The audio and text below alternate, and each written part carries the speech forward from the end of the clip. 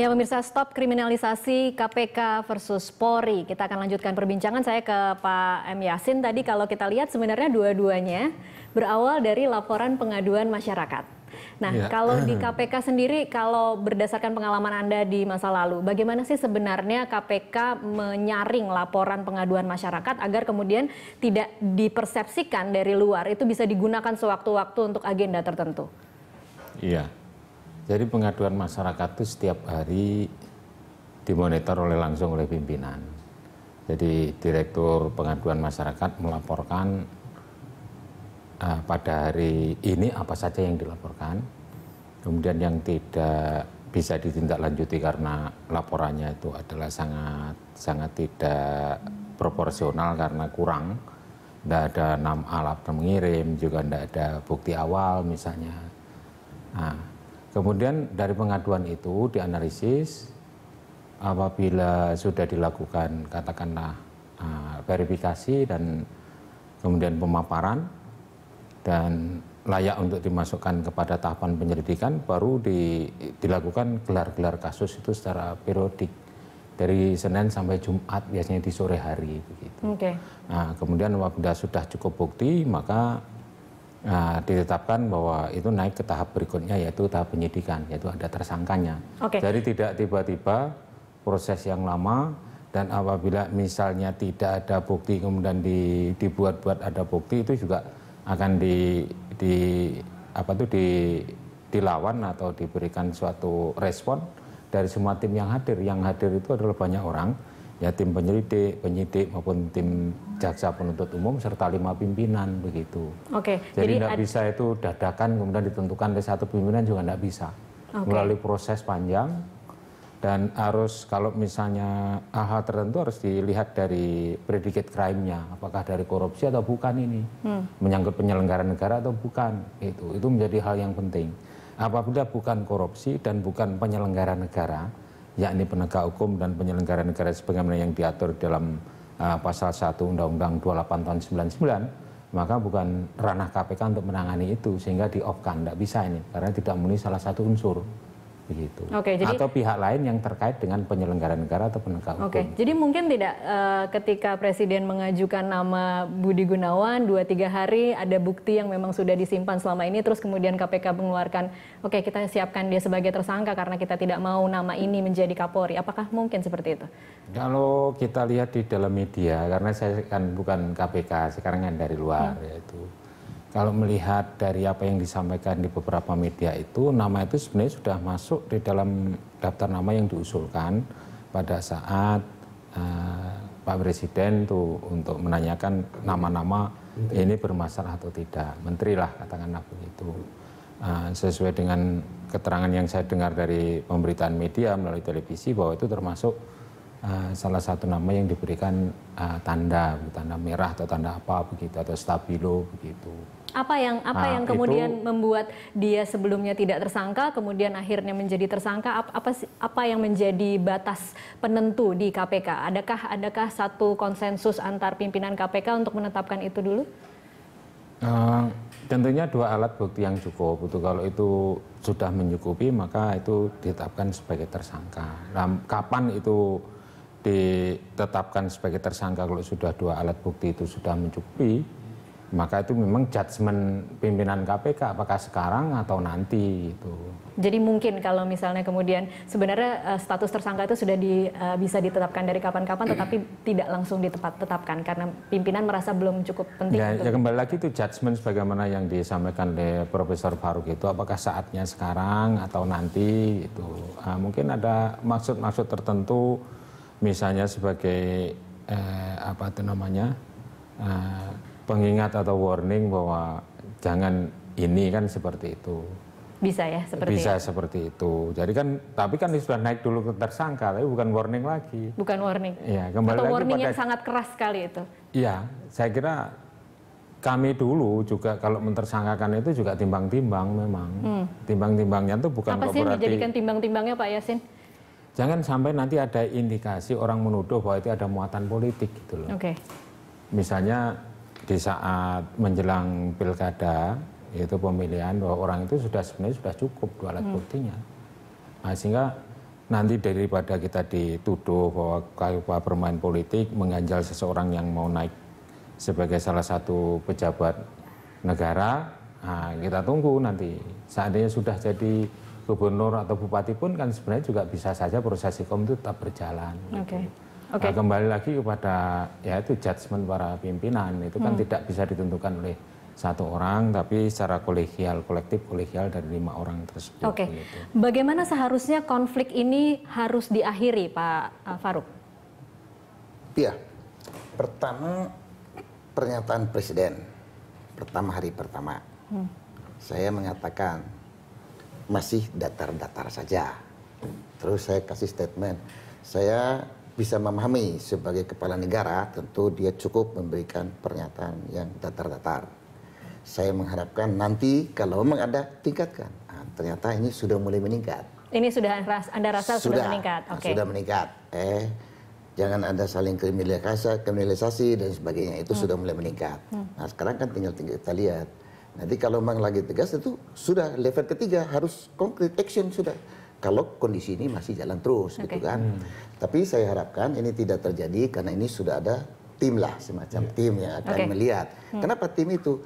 Karena tadi seperti Pak Yasin mengatakan atau Pak Rikuwanto mengatakan bahwa kita kan harus melihat ada dibatasi, tidak sebuah informasi itu bisa akses publik karena ada undang-undang yang membatasi. Nah, Presiden minta transparan, kan itu kuncinya, kata kuncinya, kriminalisasi transparan itu tadi malam yang dikemukakan. Nah, dalam transparan inilah kita harapkan tim ini yang akan melihat, nah benar nggak, ada nggak argumentasi substansial dan prosedural. Oke, bicara soal tim ini sudah bergabung salah satu anggota tim independen, Bapak Jimli Asidiki. Selamat malam Pak Jimli. Ya, selamat malam. Iya, saya.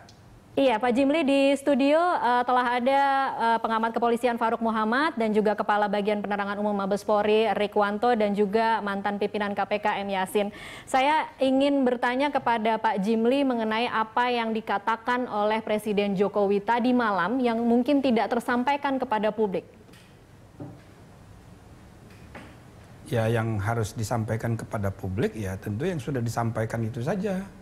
Kalau yang di dalam rapat kan sifatnya internal, bahkan kami juga kan datang karena diundang sebagai pribadi-pribadi, kan juga belum ada pertemuan sebelumnya satu dengan yang lain, sehingga masing-masing memberi masukan ya beraneka ragam juga, sehingga tidak perlu ya disampaikan ke luar, toh masukan-masukan itu sifatnya hanya pendahuluan. Jadi kita selama hampir 2 jam, 1 jam lebih lah, mulai dari aspek yang paling makro sampai yang mikro dan solusi-solusi alternatif, itu kita sudah diskusikan, kita sudah sampaikan.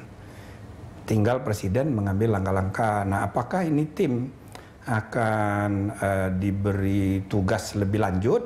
Nah, itu nanti tergantung ya. Tergantung, termasuk jumlahnya kan juga belum pasti apa 7 apa 9. Yang penting tadi malam hanya 6 yang hadir. Dan tugasnya bagaimana? Sebab di antara kami pun ada juga masukan, ada juga pendapat. Ya sudah tidak usah formal timnya. Cukup memberi masukan pada Presiden, nanti terserah Presiden untuk menindaklanjuti. Tetapi banyak juga yang mengusulkan ini tim independen ini diperlukan sehingga bukan hanya mengatasi kasus ya, tapi juga fact finding, menemukan akar masalahnya apa, lalu baru dari situ kita bisa menawarkan alternatif solusinya bagaimana dalam waktu cepat. Dalam waktu cepat, sebab harus ada kepastian supaya tidak melebar-lebar ini masalah. Baik, Pak Jimli, kan ada desakan yang cukup kuat dari masyarakat maupun aktivis-aktivis penggiat anti korupsi terhadap Presiden Jokowi untuk bertindak mungkin lebih tegas lagi. Anda sendiri secara pribadi tadi malam menangkap tidak bagaimana sebenarnya Presiden Jokowi merespon terhadap tuntutan-tuntutan ini? Ya, yang saya tangkap usul yang beredar di masyarakat agar dibentuk tim independen itu dengan responsif cukup cepat gitu, dalam hanya beberapa hari langsung kita dipanggil, panggilnya pun agak mendadak, malam kita ketemu dan memberi masukan. Jadi memang konsep tentang tim itu sendiri memang belum matang ya, karena itu Presiden masih meminta masukan dari kalangan menteri-menteri yang lain juga, bagaimana baiknya. Tapi itu menunjukkan Presiden responsif, karena dia juga galau ya melihat perkembangan keadaan ini. Lagi pula memang ada, kalau kesimpang siuran ini dibiarkan itu masih melebar-lebar. Iya. Usulnya pun kan makin ekstrim kiri dan kanan gitu loh. Nah jadi segera dibutuhkan kepastian. Oke, sudah ada jadwal. Dan ingat juga ini kan bukan perselisihan dua lembaga, tapi ada persoalan penegakan hukum yang dilakukan, proses hukum yang dilakukan oleh KPK terhadap Polri, personil Polri, dan begitu sebaliknya institusi Polri melakukan proses hukum terhadap person KPK. Jadi kita sederhanakan, jadi jangan seakan-akan ini dua lembaga sedang berperang ya, apalagi kalau dikaitkan dengan perang antar dua golongan elit sama masa rakyat yang mendukung KPK sama yang mendukung Polri. Ya ini saya kira tidak sehat. Baik. Ya kita harus segera selesaikan. Oke, baik. Sudah ada jadwal kapan kira-kira tim ini akan bertemu lagi atau akan disahkan dengan SK atau akan seperti apa langkah pertama yang dikerjakan oleh tim independen ini? Ya tadi kami sudah mengadakan pertemuan sebagai follow up dari tadi malam. Ya kita hanya merancang kemungkinan kalau memang betul kita ditugasi dengan Kepres, apa kira-kira pekerjaan yang kita rancang. Tahu sebaliknya, kalau tim ini tidak pakai Kepres, cukup tim informal hanya memberi masukan, kita pun siap juga dengan beberapa langkah. Antara lain kita membayangkan dalam 30 hari maksimum ini harus sudah beres. Terutama menyangkut kepastian mengenai Kapolri dan kepastian proses hukum dan lain-lain sebagainya.